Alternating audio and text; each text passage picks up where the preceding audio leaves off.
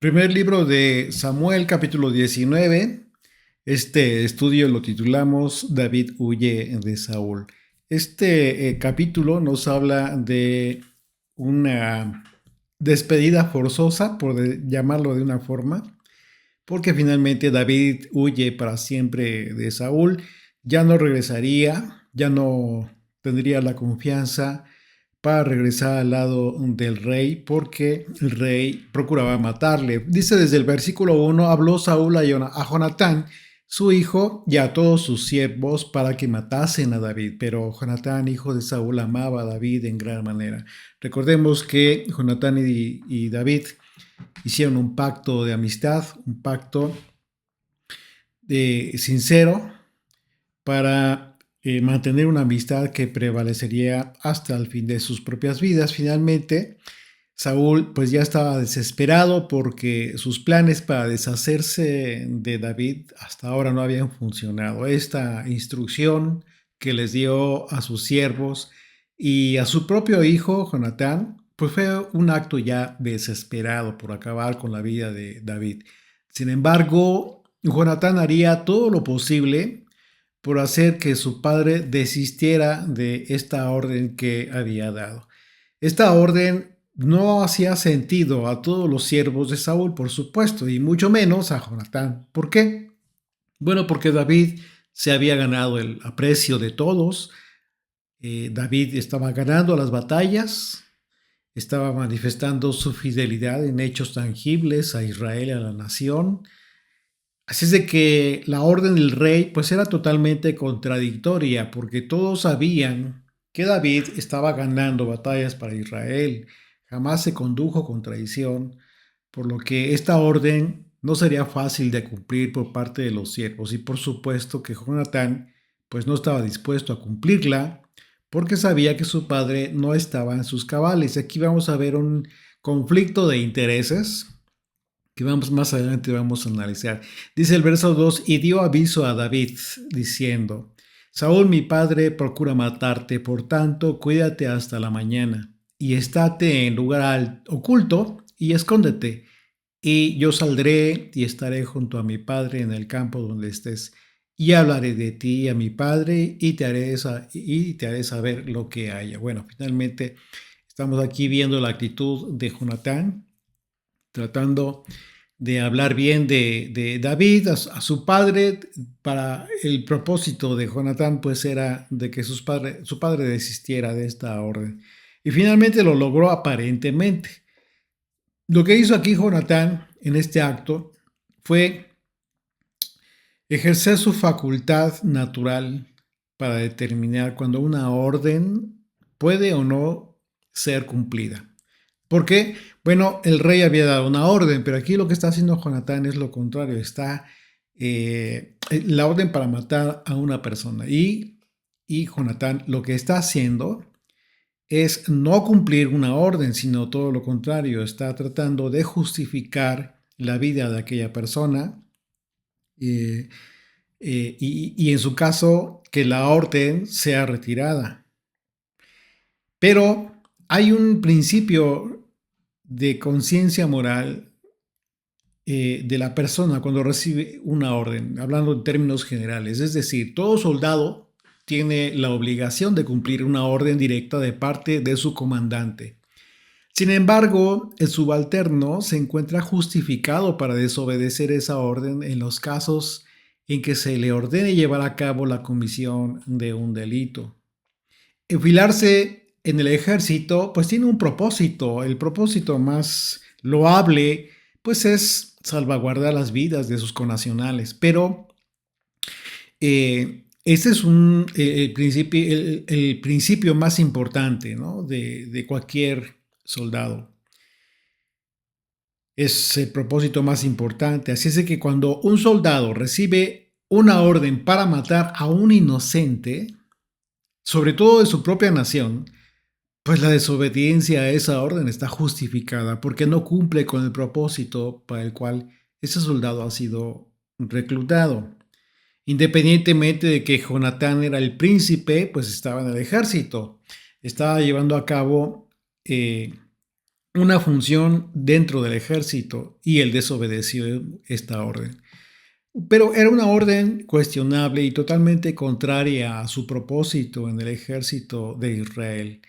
Este, Esto independientemente pues, de la amistad que tenía Jonatán con David, porque Jonatán sabía perfectamente que el único motivo por el que su padre quería matar a David era la envidia e impedir que en el momento determinado ocupara el lugar de Saúl como rey de Israel.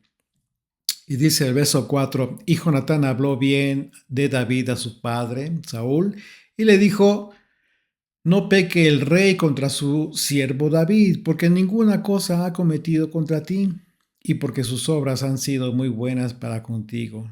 Pues él tomó su vida en su mano y mató al filisteo, y el Señor dio gran salvación a todo Israel. Tú lo viste y te alegraste. ¿Por qué pues pecarás contra la sangre inocente, matando a David sin causa? Aquí, en estas palabras de Jonatán, están cumpliendo el propósito que debió haber cumplido cualquier consejero que estuviese al lado de un rey. Es decir, los reyes tenían consejeros y en su caso tenían el propósito de aconsejar correctamente al rey, dar su punto de vista y muchas veces, por supuesto, este consejo tenía el propósito no de ir en contra del rey, sino de ir, el propósito era dar un buen consejo, elegir el buen camino y evitar que el rey cayera en un error. Sin embargo, vemos que aquí es Jonatán, su hijo, el príncipe heredero, el que hace esta función. Entonces, está cumpliendo Jonatán varias funciones, no solamente por causa de la amistad de David, por el pacto de amistad que tenía con David, sino también está hablando en justicia, está hablando lo correcto. Estamos viendo que estos argumentos que está ocupando Jonatán son reales, eran la verdad. Y le estaba recordando, le estaba haciendo conciencia al rey acerca de la alegría que tuvo cuando David mató a aquel filisteo incircunciso, a Goliat. Así es de que el hecho de que Jonatán haya hablado bien a David y a su padre en lugar de cumplir su orden para matarlo, pues representó también por otro lado un alto riesgo para Jonatán. Lejos de ello, Jonatán no solo advirtió a David, no solo le avisó de que estaba en riesgo su vida, sí, sino que le pidió que se ocultara. Recordemos que anteriormente ya Saúl había estado dispuesto a matar a su propio hijo, ¿recuerdan? ¿Y por qué lo quiso matar? Bueno, porque Jonatán no cumplió la orden para no probar alimento hasta que concluyera la guerra. Y fue el propio pueblo quien, a final de cuentas, salió en defensa de Jonatán para evitar que su propio padre, Saúl, cumpliera la orden de darle muerte. Así es que el riesgo que tomó Jonatán ya con este antecedente, al hablar bien de David y no cumplir la orden para matarlo, pues nos habla de lo que era capaz por guardar este pacto de amistad que Jonatán hizo con David. A pesar de que los argumentos de Jonatán a favor de David, pues Saúl ya los conocía, pareciera que los hubiera olvidado, como si su mente hubiese sido nublada por completo. Y resulta que eso es justo lo que hace Satanás en las mentes de las personas que se llenan de envidia y de celos.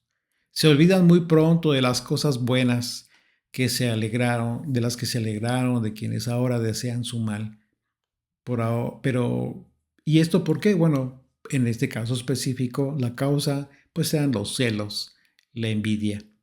Por supuesto que Saúl recordaba todas estas buenas cosas que había hecho David, pero Satanás se había encargado de apartarlas de su corazón y de su mente, y ahora solo buscaba el mal para David. Y sin embargo, Saúl escuchó a Jonatán. Eso lo vemos a continuación. Digo, lo escuchó aparentemente porque vamos a ver lo que sucedió. Dice el verso 6, y escuchó Saúl la voz de Jonatán y juró Saúl. Y aquí está algo bien delicado. Hizo un juramento el rey, y dijo: vive el Señor, que no morirá. Y llamó Jonatán a David y le declaró todas estas palabras, y él mismo trajo a David a Saúl y estuvo delante de él como antes. Es decir, como que aparentemente se había restablecido la amistad. El hecho de que Saúl constantemente haya estado atormentado por aquel espíritu malo que enviaba Dios generó en Saúl un estado de inestabilidad. Y este estado de inestabilidad mental le provocó estar dando órdenes como las que emitió para matar a David. Y en otro momento para escuchar la voz de Jonatán y entender que los argumentos de Jonatán eran válidos. Así estaba la mente del rey Saúl, muy inestable, de manera que la inestabilidad de Saúl pues era tanto emocional como mental y espiritual, por supuesto. Una característica que de ninguna manera pues es la adecuada en alguien que tiene la responsabilidad de toda una nación. Sin embargo, lo cierto es que Dios estaba en control de todo lo que estaba sucediendo. De manera que esta aparente sensatez de Saúl pues no duraría para siempre, porque en algún momento Saúl iba a manifestar la temeridad de sus verdaderas intenciones. Dice el verso 8, después hubo de nuevo guerra, y salió David y peleó contra los filisteos y los hirió con gran estrago y huyeron delante de él. Y el espíritu malo de parte del Señor vino sobre Saúl, y estando sentado en su casa tenía una lanza a mano, mientras David estaba tocando. Y Saúl procuró enclavar a David con la lanza a la pared, pero él se apartó delante de Saúl, el cual hirió con la lanza en la pared, y David huyó y escapó aquella noche. Bueno, no duró mucho tiempo esta aparente sensatez de Saúl, de la misma manera en que anteriormente ya lo había atacado a David. Recordemos que ya había ya le habían lanzado una lanza a David. El móvil del intento del homicidio seguía siendo el mismo: la victoria de David en contra de los filisteos. La mente atormentada de Saúl estaba reaccionando al contrario de lo que debía, porque la victoria de David era un motivo para alegrarse y reconocer el valor que tenía David para el reino de Israel al estar ganando las guerras del pueblo. Sin embargo, como lo analizamos en el capítulo anterior, la realidad de las cosas es que aparte de la guerra con los filisteos, pues se estaba gestando una guerra espiritual, una guerra que estaba siendo impulsada por los sentimientos de envidia y celos que tenía el rey Saúl en contra de David. Así es de que después de este otro intento de Saúl para matarlo, pues finalmente David huyó aquella noche para jamás volver. Es decir, fue por un periodo aproximado de 20 años después de esta ocasión en que huyó David hasta la muerte de Saúl. David vivió como fugitivo durante todos estos años, siempre huyendo de Saúl. Dice el verso 11, Saúl envió luego mensajeros a casa de David para que lo vigilasen y lo matasen en la mañana, mas Mical, su mujer, avisó a David diciendo: si no salvas tu vida esta noche, mañana serás muerto. Y colgó Mical a David por una ventana, y él se fue y huyó y escapó. Así como sucedió con el apóstol Pablo, que de repente querían matarlo, fue avisado de este intento de homicidio por parte de los judíos que lo querían matar. Igualmente, los creyentes, los discípulos de Jesucristo en aquel momento, en aquella ciudad lo descolgaron de los muros y pudo huir el apóstol Pablo. De la misma manera sucedió con David. Fue ayudado por su mujer, por Mical, y huyó. A Saúl ya no le importaba continuar transgrediendo la Torá. Esta era la segunda ocasión en que violaba un juramento hecho. Y, y muy delicado, porque la Torá nos habla de la obligación de, hay mandamientos que nos hablan acerca de los juramentos, de los votos que se hacían al Señor. Dice Números capítulo 30, verso 1 en adelante, dice, habló Moisés a los príncipes de las tribus de los hijos de Israel, diciendo, esto es lo que el Señor ha mandado. Cuando alguno hiciere voto al Señor, es decir, un juramento, e hiciere juramento ligando su alma con obligación, no quebrantará su palabra, hará conforme a todo lo que salió de su boca. El corazón del hombre es engañoso y eso lo sabemos, y esa es la razón por la cual ya en el Nuevo Testamento Yeshua nos habla acerca de que es mejor no emitir juramento, sino que nuestro sí sea sí y nuestro no sea no. Es decir, que le demos valor a nuestra palabra, que honremos cuando decimos sí, cuando nos comprometemos a algo, y que honremos nuestra palabra cuando decimos no. Pero cuando la persona emite un juramento, emite un voto, involucrando en este compromiso al Señor, al Creador de los cielos y la tierra, nos metemos en un problema. Por esa razón nos advirtió Jesucristo de no hacer votos. A pesar de que, bueno, en la ley de Moisés se describen estos juramentos, estos votos, pero fíjense bien cómo lo describe el mandamiento. Cuando alguien hiciere juramento ligando su alma. Esto es muy terrible, muy tremendo, porque significa que está comprometiendo su propia vida en caso de transgredir su voto, su juramento, por causa de haber involucrado a Dios. Y bueno, Mical actuó igual que en su momento lo hizo Jonatán, su hermano, porque tomó la decisión moralmente correcta. ¿Qué pasó? Bueno, Jonatán decidió no matar, no cumplir la orden de matar a David, y aquí Mical está tomando también otra decisión que es moralmente correcta: desobedecer una orden totalmente injusta. Y una vez más David estaba siendo librado de la muerte, y en esta ocasión también Mical arriesgó su vida para contrariar a su padre, solo que en este caso Mical usó de una mentira para justificar su proceder, a diferencia de Jonatán, quien usó argumentos verdaderos, y finalmente pues David se alejaría para siempre de Saúl con tal de salvar su vida. Este acontecimiento que se describe en este pasaje, David lo escribió posteriormente en un salmo, haciendo referencia a este momento en que los soldados del rey vigilaron su casa para matarlo. Dice el Salmo 59.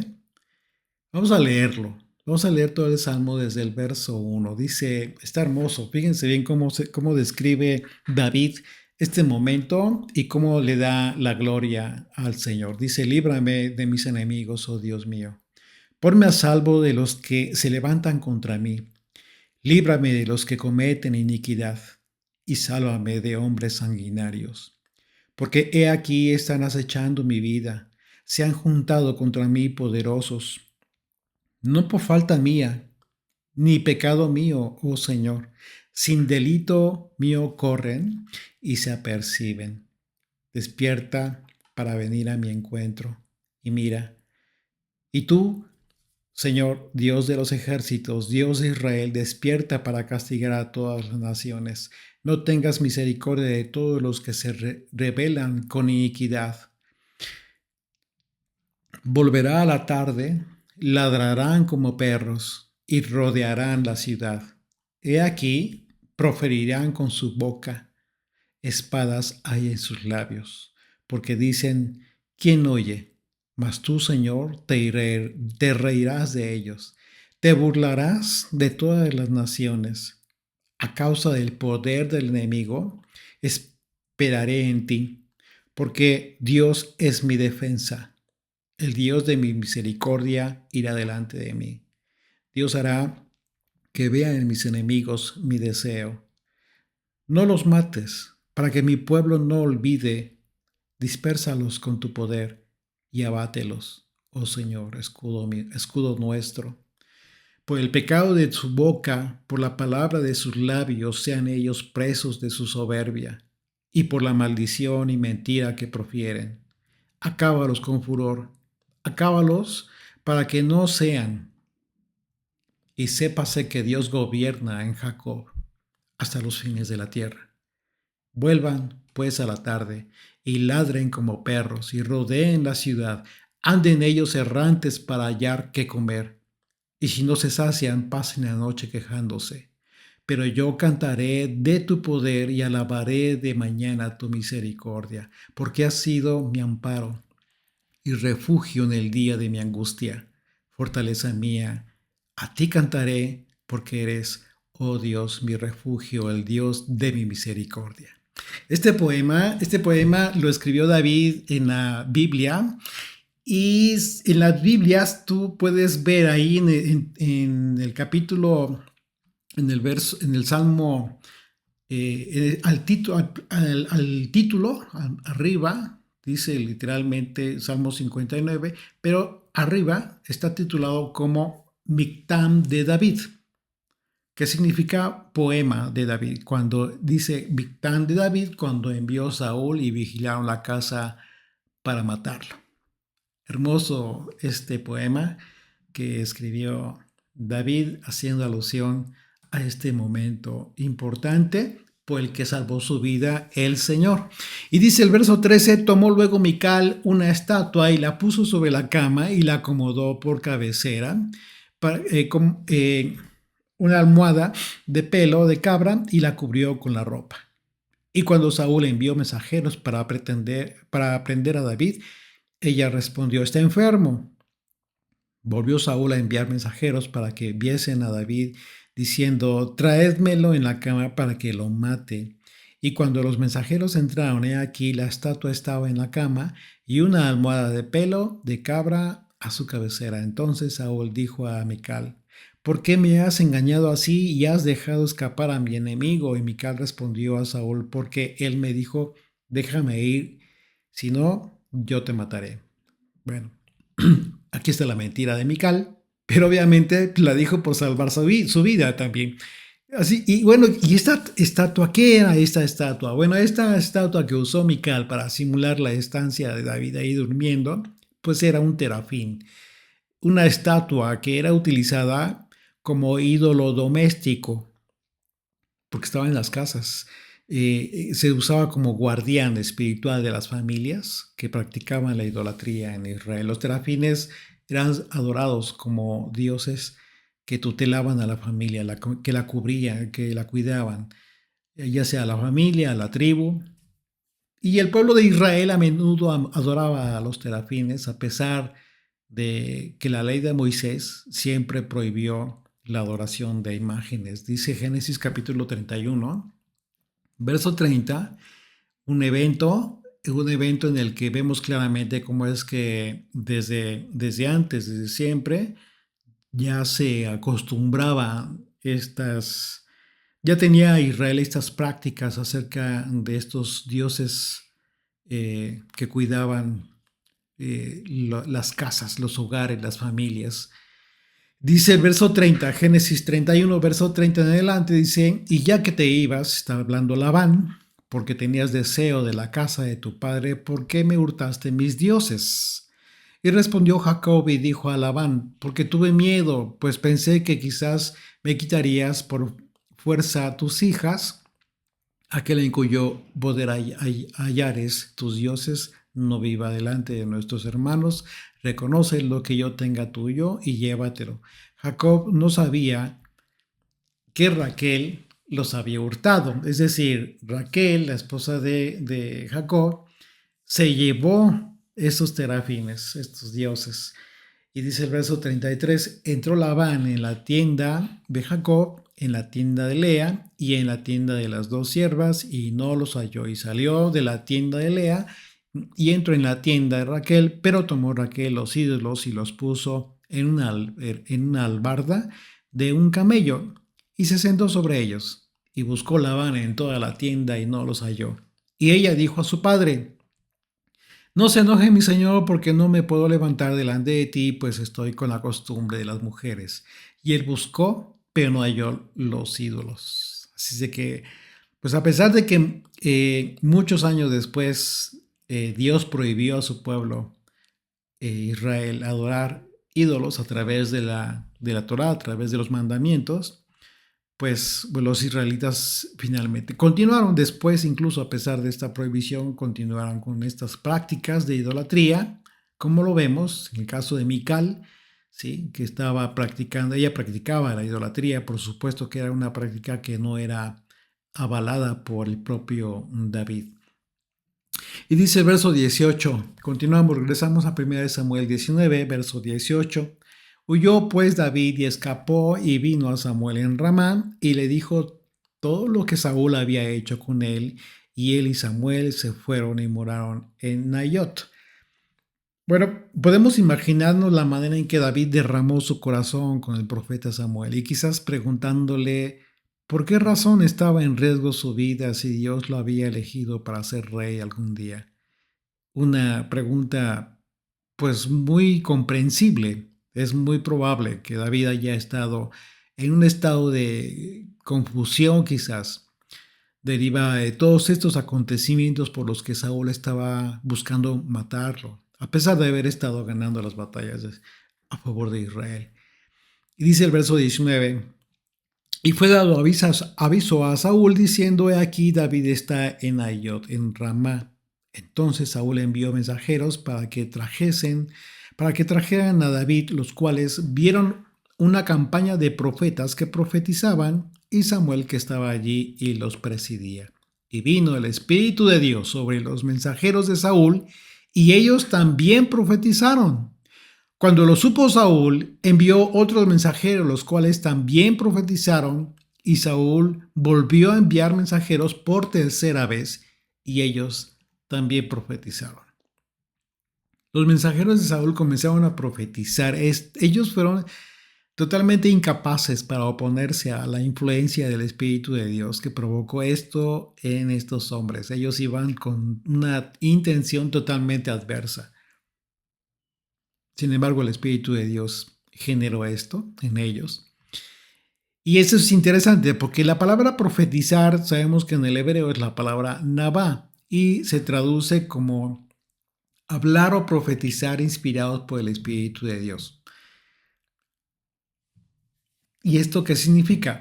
Bueno, no necesariamente significa que estos hombres estuvieran prediciendo eventos futuros. ¿Por qué? Porque la palabra profetizar tiene otros aspectos, por ejemplo, predecir, como lo vemos en muchos casos en los profetas del Antiguo Testamento, pero en otros casos la palabra profetizar habla del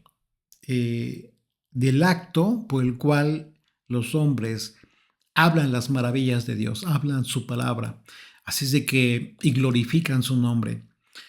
Entonces son aspectos diferentes y lo que estaba sucediendo aquí es que estaban glorificando al Señor a través de esta influencia del Espíritu de Dios. Imagínense a Saúl el coraje que tenía de que finalmente estos hombres que tenían la orden para matar a David, pues comenzaban a profetizar, o sea, a glorificar a Dios. Esto se repitió en 3 ocasiones hasta que finalmente Saúl decidió ir él mismo para encontrar a David. Y dice el verso 22, entonces él mismo fue a Ramá.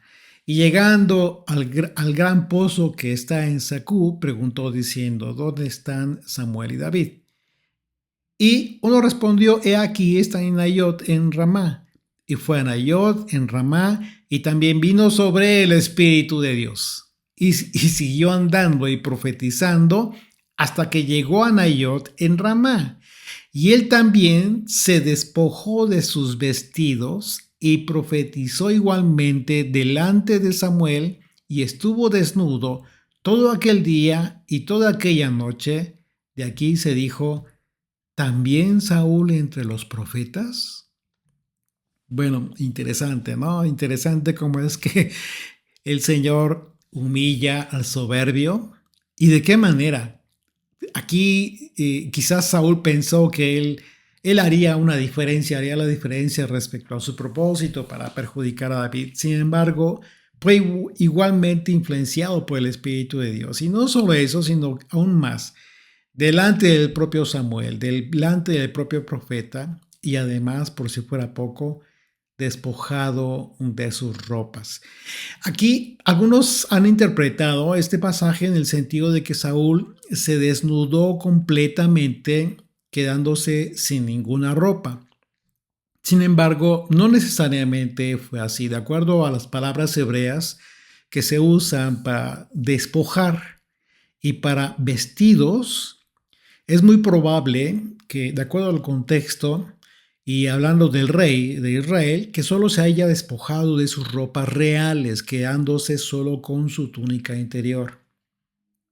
De esta manera, tendría más sentido lo que hizo el Señor en ese momento con Saúl, porque podríamos ver una escena en la que Saúl estaba glorificando a Dios, pero en una condición de humildad, de humillación, sin ropas reales, con lo que entonces podríamos entender que Dios se complace en quienes le alaban, le glorifican y le cantan alabanzas de parte de todos aquellos que están dispuestos a despojarse de las vanaglorias establecidas por los hombres y que solo les aleja de la sensibilidad espiritual de humildad para agradar al Todopoderoso. Escribió Pablo a los romanos lo siguiente: y no solo esto, sino que también nos gloriamos en las tribulaciones, sabiendo que la tribulación produce paciencia, la paciencia prueba, y la prueba esperanza. Y la esperanza no avergüenza, porque el amor de Dios ha sido derramado en nuestros corazones por el Espíritu Santo que nos fue dado. Finalmente, David tuvo que haber sido consolado de parte de Dios mismo para que tuviera paciencia. Amén.